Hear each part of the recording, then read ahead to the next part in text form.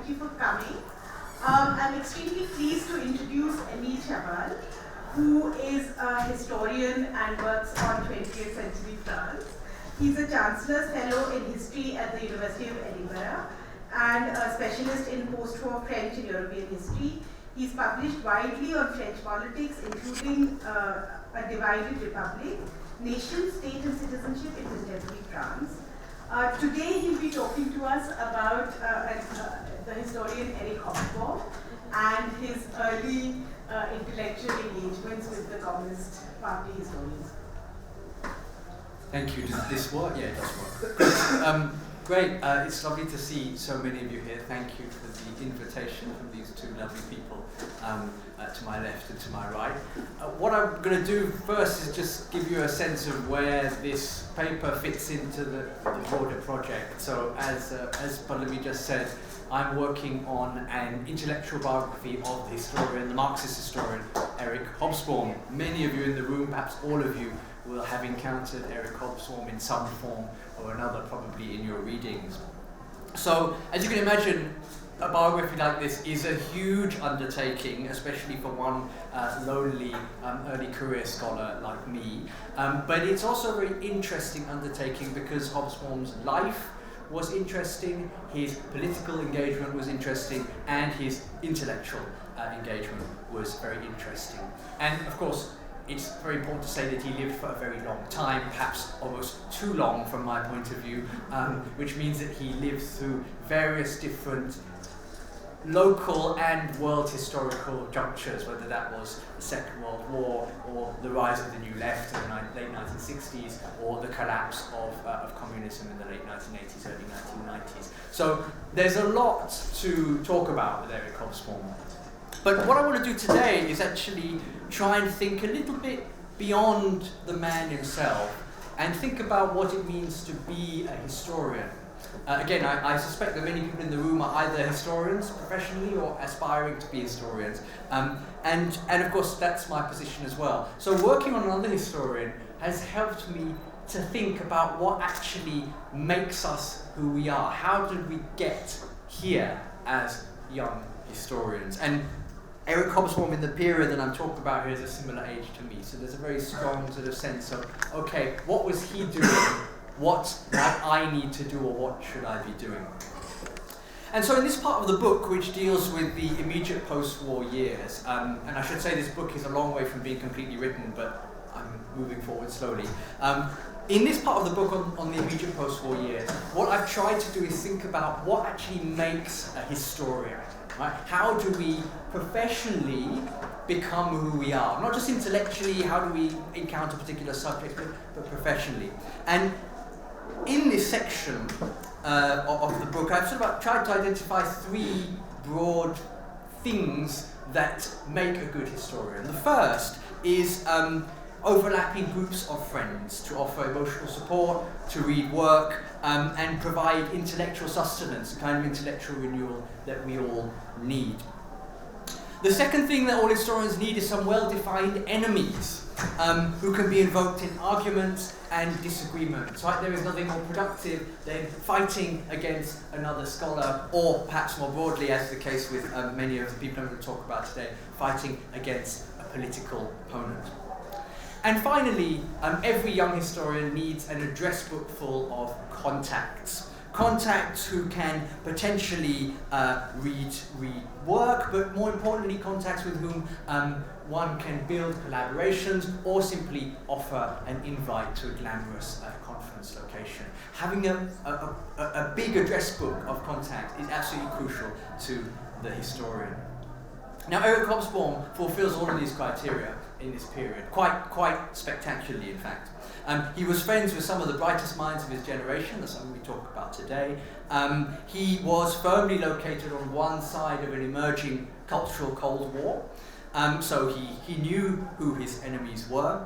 And he, by the sort of mid-1950s, he had a substantial address book of contacts, people who admired his work or simply admired his entrepreneurial skills. Now, his publication record, actually, by let's say 1950, was not that impressive, and in today's harsh academic environment, he'd probably be pulled up for not being productive enough. But he was constructing a formidable base on which to build his career. Now, what I want to emphasize is that it's important not to read Eric Hobsbawm's success, huge success later, backwards. He wasn't, as many obituaries and tributes made him seem when he died, always destined for greatness. In the 1950s, he was really just another member, albeit a rather bright member, of his generation of post-war Marxist historians. And he was friends with many of these other historians, and they shared similar interests in the origins of capitalism, the Industrial Revolution, and the history of the labouring classes. But what bound this generation of Marxists together was as much a political as an intellectual cause. The two were completely intertwined. And the communist, in the expression communist historians, which you're going to hear a lot today, was not a simple adjective. It was the very essence of the identity of this group of historians.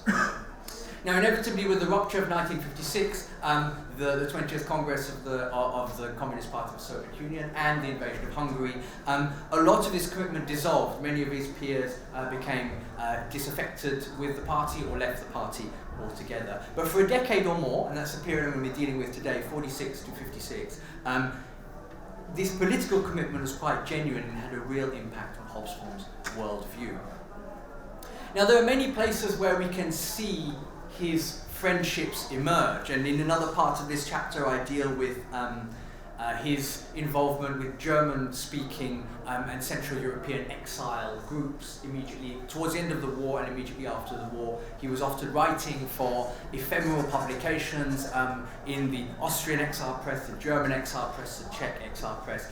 This, for him, was a way of both contributing to a political project of renewal in Central Europe and, of course, harking back in a nostalgic way to his own Central European roots as the child of a Viennese Jew. His mother was a Viennese Jew. But what I want to talk about today is not that, although that's really interesting and not that well known. I want to talk about something which people do know a little bit about, and that is the Communist Party historians group. And the reason I want to talk about that is because there's no better example, I think, of the tight relationship between friendship, politics, intellectual engagement than the CPHG in this period. So unlike his sort of ephemeral contacts with these Austrian and German and Czech and so on exiles, which by the mid-1950s had largely evaporated, his involvement with the Communist Party historians group lasted until 56 in a very meaningful way, after 56 in a less meaningful way, but still it defined many of the things that he was interested in and many of the things he subsequently wrote about. Now, that, by the way, for those of you who are curious on the board, that is the first page of the minutes book of the CPHG, and you can see, if you look on the right, Eric Hobsbawm's name. He was elected as treasurer, which meant that he was in charge of collecting the subscriptions for the group, which he did more or less well over several years. But what I wanted to do was just to help everybody, because I'm going to mention quite a few names today. I actually wanted to gather together on a slide a couple of basic facts about the CPHG. I'm going to call it that from now on, if you don't mind. So that as I'm talking, you can refer back to people. So if I mention Lionel Munby, or I mention Daphne May, or I mention Raphael Samuel, you can sort of get an idea of what I'm talking about. So as I said, founded in 1946, we'll talk a bit more about that in a moment. And then those are some of the names. Not at all an exhaustive list. We don't even know exactly who was part of the group at various points, but those are some of the names that I'm going to mention today. Many of you will be familiar with some of them, but almost certainly not all of them. Now, as you can see by that list, at least a list of professional academics, this, in retrospect, was a pretty impressive group of young historians. And one of the consequences of that is that there's been quite a mythology around the CPHG. And various chapters and long articles have been written about the CPHG. Now, and this includes, by the way, Hobsbawm's own account of the CPHG, which was written in 1978. So he actually set the trend. He wrote the first history of his own history. He did this quite a lot, actually, in his later life. This literature is very interesting, but it suffers from two problems, I think. The first is that it's tended to focus overwhelmingly on the members who became famous, right? So the Christopher Hills, the John Savills, the Eric Hobsbawms, the Raphael Samuels, later the E.P. Thompsons. These are the people who are talked about. That does not necessarily reflect the collective activities of the CPHG in its early years. Now, the second problem is partly, I think, as a result of the group's decomposition in 1956. The accounts of the CPHG, where they've been sympathetic politically, so some people are very opposed to communism and Marxism and so on, to just announce it, but the sympathetic accounts have tended to emphasize the independence of the group. I say this is a group of independent, free-thinking Marxists. I think that's not really correct. It becomes so after 1956. It perhaps becomes that to a greater extent in the mid-1950s. But when it's founded, it is very much a product of the Communist Party, and that's something I want to discuss. Now, Hobsbawm's own account of the group is actually partly responsible for the collective amnesia about the origins of the CPHG, which is what I was talking about just now. He began his history of the group in 1946 and claimed rather boldly that there was, and I quote, no tradition of Marxist history in Britain when the group was founded. Now, this was not exactly true. Already before the war, the party had begun to reconsider the role of intellectuals, more broadly, as a Communist Party, that is, and as part of a more general move to expand its appeal under the new Popular Front policy of the mid-1930s. And this was inevitably encouraged by the vast student mobilizations between 1936 and 1939 around, for instance, the Spanish Civil War and the anti-fascist cause, and the emergence of a sort of discrete group of party scientists, people like J.D. Bernal, and the enormous success of the Left Book Club in the late 1930s showed that there was actually an appetite amongst communists for greater intellectual engagement, not simply political activism. Now, it's true that the study of history was not really at the forefront of many of these considerations. But even before the war, there was something of a party historians group run by Donna Torr, whose name features there. She was one of the founders of the CPHG, and Robin Page Arnott, another well-known communist at the time. There were various sort of abortive attempts to set up a communist history faculty during the war in 1941, 1942. Those never really came to anything. But the party was more successful in setting up a book series called Past and Present, no relation to the journal which comes later. And this book series was edited by Gordon Childe and Benjamin Farrington, two ancient historians, again part of a sort of Marxist turn in ancient history. Now, World War II obviously gave a kind of renewed impetus to the various initiatives to fix a communist history. And this became very important because the CPGB, the British Communist Party, as was the case with other communist parties across Europe, experienced an enormous increase in membership as a result of the war. Many people in Britain were sympathetic to the Soviets and to Stalin for the role that the Soviet Union had played in defeating fascism. So at its peak in 1943, the CPGB could boast of 56,000 members, which was a huge increase from the 18,000 members recorded in 1938-1939. Now, this fell away a little bit, but even after the war, there were still more than 40,000 members in the party. So what was a very tiny party by British standards was substantially larger at the end of the war. And so this kind of exponential expansion in membership forced some sort of strategic rethink, even for a party that was under the diktats of Moscow.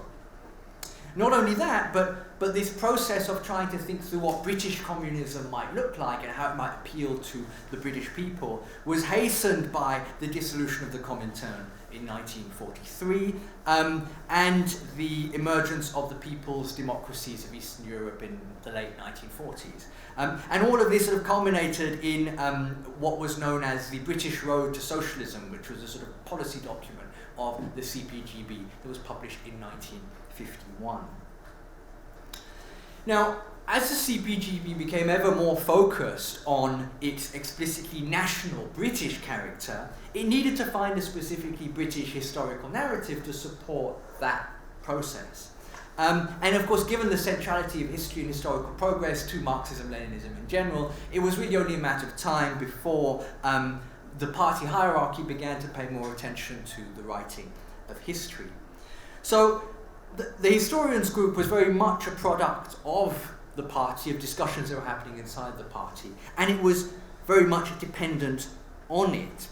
As I said, in time it sort of became a forum for semi-independent discussions of Marxist theory and of Marxist history. But in the same way as writers, filmmakers and musicians were being mobilized to fight what was known then as the battle of ideas, historians too were expected to play their part. And as Eric Hobsbawm says, the group was, and I quote, if not exactly a way of life, then at least a small cause. And members, quote, segregated themselves strictly from schismatics and heretics, meaning all other brand of left in this period. Now, the surviving records that we have suggest that the real impetus for the group, other than this more general change in policy, came from Donator, who I mentioned earlier, Daphne May, who is up on that list as one of the non-professional academics, and crucially Christopher Hill, who was probably the most prominent historian in communist circles at this time because he held a stable job at Balliol College, Oxford. Now, the proximal cause, if you like, of getting a historians group together was to begin the process of revising an influential book called The People's History of England, which was written by A.L. Morton, again on that list as one of the early contributors to the Communist Party Historians Group.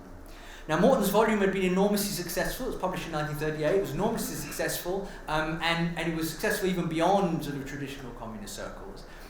So it provided the kind of ideal base for thinking through this national story which the CPGB had to build. The problem was that it didn't exactly conform to the party line. And what Tor, May and Hill planned to do was to change, to modify the book so that it would better fit the ideological parameters of the time. But at the same time, I think those three historians felt that perhaps there was a good reason to set up something more long-lasting. So not just having a discussion around this particular book, but perhaps now that the war was over, now that the Communist Party was in a position of relatively greater strength, there might be something to a longer-term entity.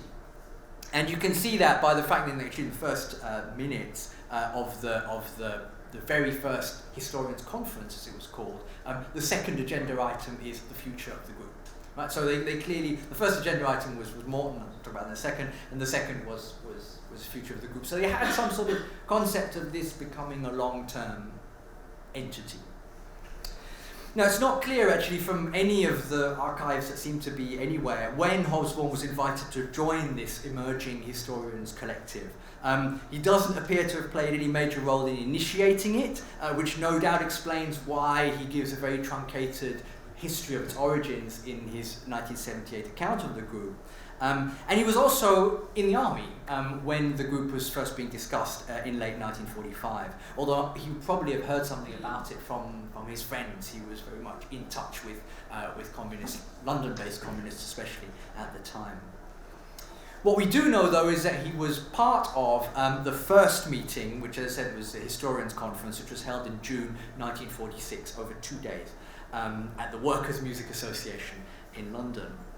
Now, the minutes of the meeting are sparse. There's only one typed page of minutes. The first agenda item, as I said, was a discussion of A.L. Morton's People's History of England. Basically, how are we going to modify this book to make it work for us ideologically now? And the second item was the future of the group. Now, one of the interesting things is that what happens is that as a result of this meeting, various historians in the group are assigned the task of offering revisions to poor old A.L. Morton for his book. And so different historians are assigned different parts of the book to criticise. And in the case of Hobsbawm, this meant the last few chapters, chapters 14 to 17 of the book, which dealt with the rise of the British working class, colonial expansion, and World War I. Now, Hobsbawm must surely have known that this task was essentially one of ideological rectification, wrapped up as constructive criticism. But he was happy to go along with it, and ultimately he produced an A4 page full of corrections, suggested corrections to the manuscript. It's worth saying that others had much more substantial criticisms. I think Christopher Hill's ran to over 4 A4 pages of comments and corrections. Okay, so that was the first meeting. The second historians' conference, as it was still called at that moment, which took place over 3 days in late September 1946 at the New Scala restaurant in Charlotte Street in London, followed a similar pattern to the first. So note, by the way, the length of these meetings. This is not a 2-hour seminar. This is like a 3-day marathon in which people are intensively sitting alongside each other in rooms much less grand than this, probably a lot like this, and fighting it out. So this is really intense stuff. And the minutes on that occasion say that 36 people were present. So again, probably actually maybe a few more than people who are here today. So that's the kind of environment which the group was already building at this second conference. The first day was devoted again all day long to an in-depth critique of A.L. Morton's book, but discussions on the second and third day turned to other matters, and that's quite interesting. There was clearly both party support and individual enthusiasm for the establishment of a more regular formalised historians group. And it's a sign of this intent that participants actually decided to constitute a committee to administer the group. That's the committee you saw on the first minutes over there. So that is the committee. The second historians conference decided that those people would help to run and administer this entity, the new historians group. Hill was elected as the chairman, Daphne as the secretary, and Hobsbawm obviously as the treasurer, as I mentioned earlier. Now, this was also the moment when 4 separate sections of the group were created. 1, an ancient history section; 2, a medieval section; 3, a 16th and 17th century section; and finally a 19th century section. The 18th century was just ignored. They didn't have expertise for the 18th century. Several people have commented on the fact that the 18th century just gets missed out. But these were what was important about the setting up of these groups is actually a lot of the discussions that happened subsequently took place within these subgroups. So you can already see this is beginning to look like a proper party organisation with a committee and then, different subgroups who report to the committee and so on. Now, these sections actually took on a crucial importance as the years went by, because they became the main forums for historiographical discussions. And in fact are probably, although the records are very fragmentary of what the sections were discussing, they were probably more independent forums for discussion than the actual larger conferences that were closer to the party. Finally, members at this second conference set out some of the key priorities for the years to come. And I'll tell you what some of these are because it's kind of interesting. So one of them was a bibliography of Marxist historical writings in English, which did actually eventually come out. There were plans for relevant commemorative anniversaries. So the one that was coming up was the centenary of 1848, which was to be a moment of celebration surrounding the birth of the communist movement. The need to develop foreign contacts. Now this, of course, at this stage primarily meant foreign communist contacts, but over time that begins to change. The importance of adult education and school textbooks, which were at least initially part of the remit of the group, and the challenge of publicising the work of the CPHG, of the historians group, in party journals like the Daily Worker and Modern Quarterly. There was also a general sense that some members of the group should take responsibility for responding to inaccurate representations of Marxism, communism, and Marxist history in the, quote, bourgeois press. And it actually says something about Hobsbawm's reputation, I think, that he was one of 3 members who was put in charge of the polemics committee.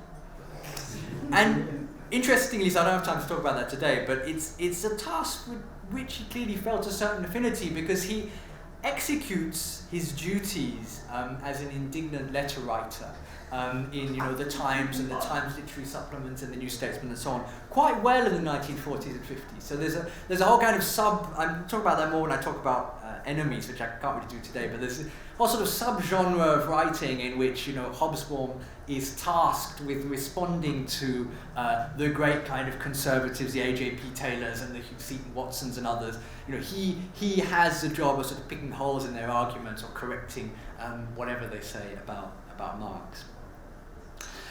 Now, at a more general level, the Second Historians' Conference in summer '46 still marked the beginning of a formalised entity known as the Historians' Group.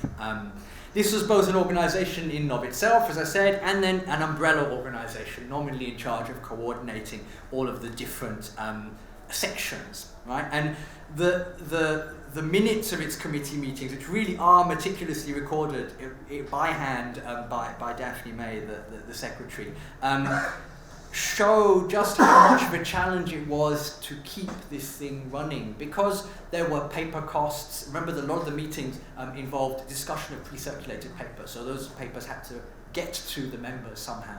There were paper costs, there were logistical overheads, minutes had to be written, people didn't always pay their subscriptions, people didn't always bother to turn up, so there were a lot of logistical challenges which are, again, easily forgotten in a sort of more heroic narrative of these intellectual pioneers fighting it out in the Historians' Group.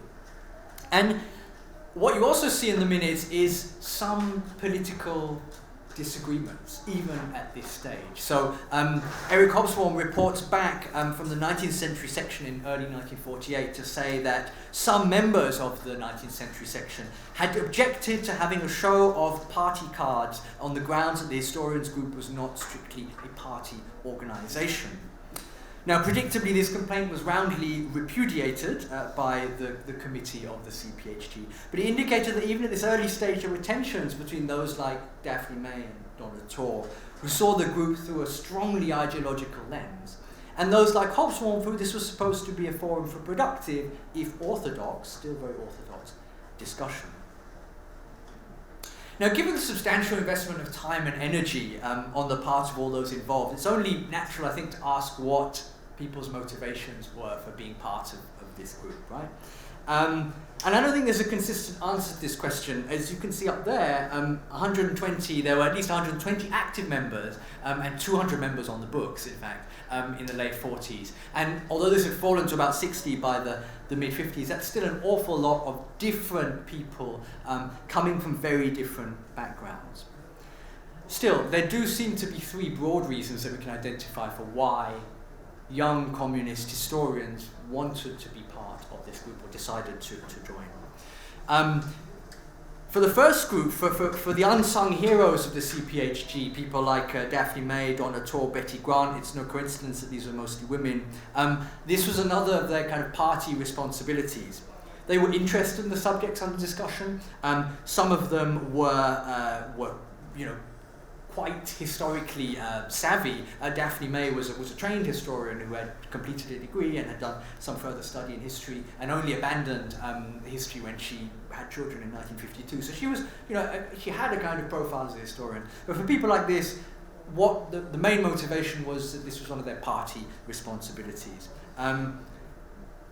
They thought it was important to contribute to this struggle, this battle of ideas, but they were sometimes skeptical, as we'll see, about the academic pretensions of some of the members of the group. Now, for those who were not in, this second group, for those who were not in and not planning to enter academia, the CPHG was actually an opportunity to keep in touch with the latest insights of British Marxist historiography. So let's say you were a communist school teacher in London. It's a pretty good thing to do. You go and hang out over 2-3 days, find out what the latest the latest ideas, the latest research is. And the aim was also that they should contribute their more down-to-earth perspective to other members of the group. I don't think that really happened, but that was the reason why they were often invited. Lastly, there were those who were kind of professional academics or on their way to becoming professional academics, and you can see a sort of list of some of those members up there. Now, for these people, the CPHG was more than just an extension of their party work, right? For these people, they used the group to learn about their respective disciplines and to sharpen their analytical swords. And this was particularly true of the slightly younger cohort of which Hobsbawm was a part. CPHG committee meetings, party conferences, small group section discussions, these were excellent opportunities to exchange ideas. And in Hobsbawm's case, this was especially important because he could not lay claim in 1946 to any real expertise about early modern or modern British history. His original plan, which some of you may not know, was to write a PhD thesis on colonialism and the agrarian problem in North Africa, especially in Algeria. Now he abandoned this by the end of the war, partly because he got married and he didn't want to go and do field work in Algeria, partly because I think he got slightly cold feet. And all of this meant that he didn't have any track record, right? He'd been preparing, at least until the outbreak of the war and even in the first year or so of the war, to write a PhD on agrarian issues in North Africa. So the CPHG played this crucial function for him of introducing him to a wide range of debates informally, and this took place alongside his formal learning for the PhD, which he did between 1946 and 1949 on the Fabian movement in Britain. So there was a sort of self-reinforcing process here in which the informal learning in the CPHG was the necessary counterpart to the formal learning of the PhD. Now, the range of debate to which Hobsbawm was introduced through the CPHG was intimidatingly large, and I'm going to try and summarize them very briefly here because I don't want to test your patience or indeed my own. There are, I think, 4 key historiographical debates that animate the group's discussions in the period from 1946 to 1956. The first of these was the nature of British absolutism. Now, as the preeminent specialist of this period and the most established historian in the 16th and 17th century section, in which most of the discussion of this subject took place, Christopher Hill was the main instigator. Now, the crux of the debate, put very bluntly, revolved around the question of whether the English Revolution in the 1640s was in any sense a bourgeois revolution, and if so, whether one could characterize pre-revolutionary England as feudal. And this debate had been rumbling on. It started in the early 1940-41 with various exchanges between Hill and others, and it became one of the structuring questions of the early modern historians in the CPHG. Now, this debate about absolutism and about the bourgeois revolution naturally fed into the second big debate, which actually I suspect will be familiar to many of you, and that is the debate about the transition from feudalism to capitalism. Now, the catalyst for this was the publication of Maurice Dobbs' seminal studies in the development of capitalism in 1946. And this book posited a developmentalist model of economic progress that became the point of reference for almost all British Marxist historians in this period, and helped launch this kind of long-running debate about the root cause of the transition from feudalism to capitalism. Now, it helped that Dobb had been involved in the CPHG from the start and was actually often called upon to give the introductory lecture at the beginning of the session on economics. Basically, nobody really wanted to talk about this, so they brought Dobb in to sort of give a 30-minute discussion about the economic foundations of feudal society in 15th century England, and that dispensed, as far as these other historians were concerned, with the economic base that they were talking about. So actually Dobb was already part of these debates in person. But even so, his book and the debate it provoked reinforced the kind of centrality of this transition question, and with the publication of a further series of articles by Dobb and others in the journal Science and Society in 1950, the so-called transition debate became one of the most important points of contention in Marxist theory, and to my astonishment is basically still taught in India 75 years later. So just to sort of give an idea of how this, what might appear to us rather antiquarian discussion about whether certain periods of history were feudal or not feudal could take on a life of its own.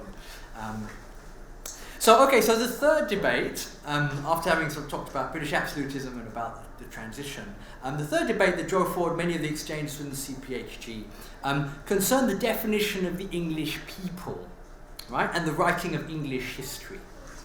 At first, this was closely tied, obviously, to the revisions of A.L. Morton's book, which we've talked about several times.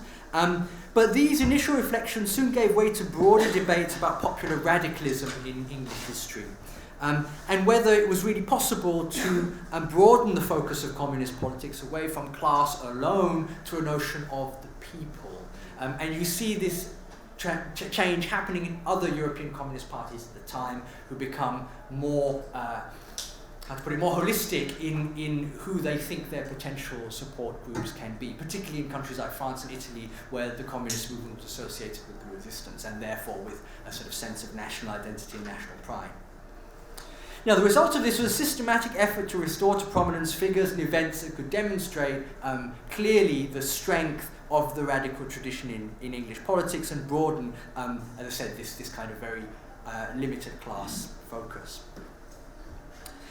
The fourth major debate, which happened over time, I think, and brings together all of these other three strands, was about the history of British capitalism. Right? So the key challenge for the group as a whole was to create a coherent history of capitalism in Britain, from the transition of the 17th century all the way through to the mid-20th century. And this was actually the subject of a major CPHG conference in 1954, where many, many members gathered, in which the most prominent members of the group sat down, I think for 2 days or potentially 3 days, to talk about, quote, the rise and decline of capitalism in Britain. That's how this debate was framed. Now, obviously, these debates had a profound impact on Eric Hobsbawm, and I don't have time really to sort of explore in great depth how and all the ways in which these debates had an effect on this young, still quite impressionable mind.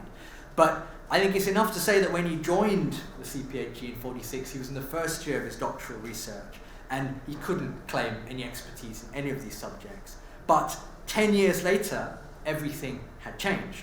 Not only did he get his first ever academic publication in 1948 when he edited a collection of documents of working class history, which was a direct product of the group. Not only did the CPHG form the kernel of the journal Past and Present, which has become one of the most important historical journals in the English-speaking world, and not only were many of the short articles he published in the late 1940s devoted to subjects that fitted with these overriding themes, so he wrote about William Morris, or he wrote about the centenary of 1848, but even his academic work was powerfully shaped by the group's priorities.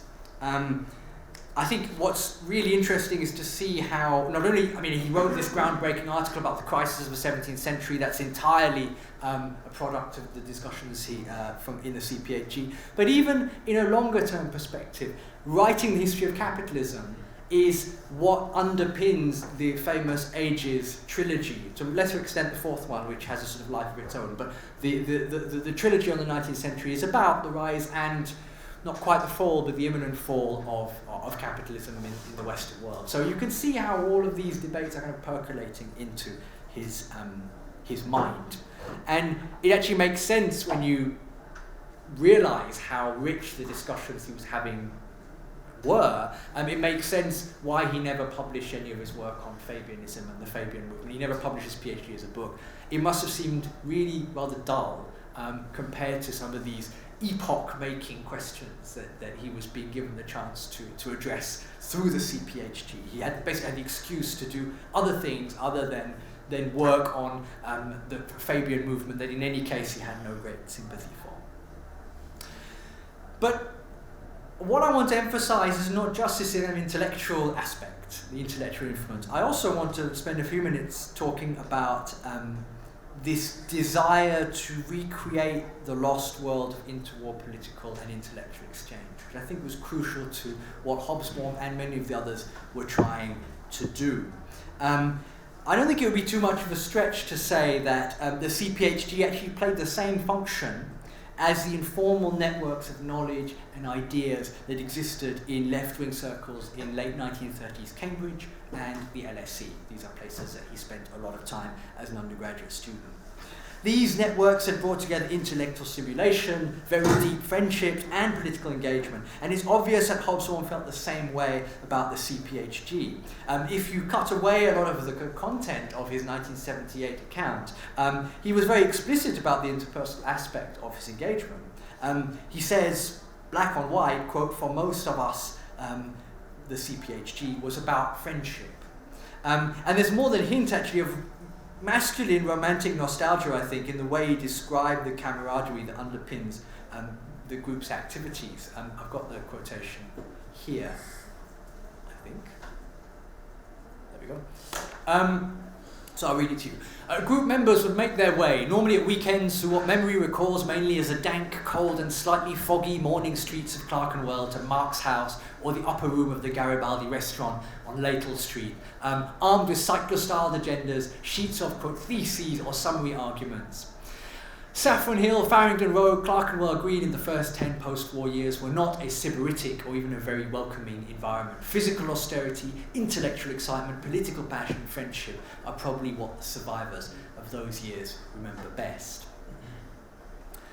Now, so vivid is the imagery in this passage, it's really tempting actually to think that Hobsbawm was superimposing his memories of the 1930s onto his memories of the 1950s, and actually he probably was. But he wasn't alone in remembering this kind of golden age of the historians group. Lionel Munby, who I mentioned earlier, who became a local historian of some repute and taught for his whole career at the Cambridge Extramurals Adult Education Department. In a lecture he gave about the CPHG in 1991-92, he concurred entirely with Hobsbawm's assessment of the dynamic, the atmosphere of the group, and he actually also emphasised the extent to which he felt it was an equal environment in which people were really able to share their ideas. So this is coming from somebody who was not the kind of professional academic like people, such as Christopher Hill, Eric Hobsbawm, or Raphael Samuel. Now, this wasn't true of everybody. And it's worth mentioning, however briefly, that there were dissenting voices, both at the time and subsequently. Some people in the group felt that it was becoming too much like a university debating society, populated by bright young Oxbridge graduates. Morton, poor old A.L. Morton, who you remember from earlier on, whose book had been torn to shreds by group members, confessed in 1947 to feeling alienated from the, quote, academic young men, unquote, who were the vanguard of the organisation. Similarly, Betty Grant in 1954 said that, quote, non-university people are useless in a university-trained group. So in the same way that some Cambridge students in the 1930s, some of Hobsbawm's contemporaries, felt detached from the world of socialist campaigning and left-wing rhetoric which dominated the student movement at that particular moment, so people like Morton and Grant found it difficult to share their highly academic peers' romanticised vision of intellectual revolution. There was a kind of clash of styles, and those with less academic pedigree inevitably felt marginalised. Now, the fact that the CPHG's efforts to produce textbooks for a mass market audience, you might remember this is one of the priorities I mentioned earlier on, the fact that these efforts sank without a trace, or mostly sank without a trace, only served to underline the point that people like Grant and Morton were making. They were right, I think, in thinking that the group was, for its most academically gifted members, a vital stepping stone and source of ideas rather than an end in itself. Another problem which becomes clear when you begin to look at the archives in detail, and also, of course, later on in 1956. Another problem was the difference in the degree of attachment to the party line. Now, for someone like Hobsbawm, I think it's not just his retrospective telling. The CPHG was a place for passionate communists to share their ideas. Everyone was a communist, and they knew what that meant, and it was extremely important, and they thought their history should serve the cause. But what the CPHG was not, it was not meant to be an exercise in historical distortion or in hagiography. Now, this sort of sense that Hobsbawm had almost certainly explains the kind of decidedly cool relationship that he had with Donna Torr, who in every other respect for many other members was considered to be the kind of founding mother of the group. Christopher Hill, John Saville freely cited Donna Torr as one of their biggest influencers and sort of the grand old lady of the group. They were very, very effusive in their praise. But Hobsbawm hardly mentioned her at all. And all the evidence suggests that he found her a rather testy character, very dogmatic, and he was impatient with a constant desire to toe the party line, in a much more dogmatic way, I think, than what he thought was the party line. They had to work together for this collection of primary sources on working class history I mentioned, which was produced by the group. This was looking at late 19th century sources, which is a period that Donna Torr also knew about. And basically Hobsbawm just got annoyed with her all the time. As he kind of put it in an interview in 1990, he said, I found her a bit narrow-minded, and I didn't get anything out of my contacts with her. My own view was that anything that she actually wrote on labour history wasn't very good.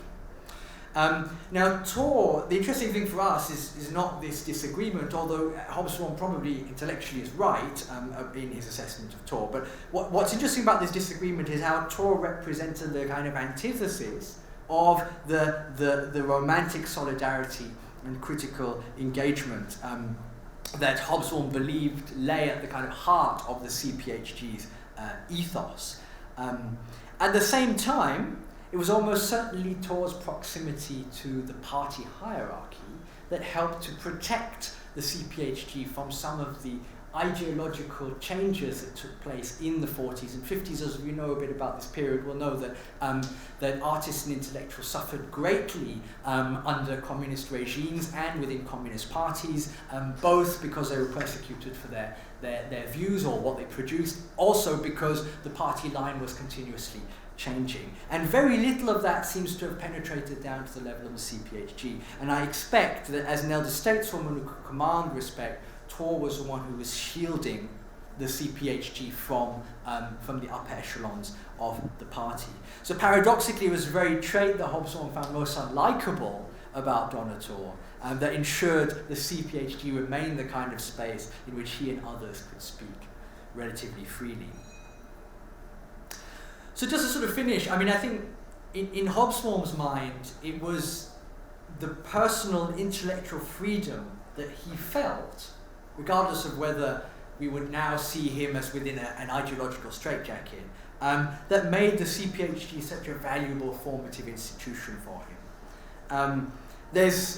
We could go on and on talk about the kind of historiographical discussions that took place in that decade in the group.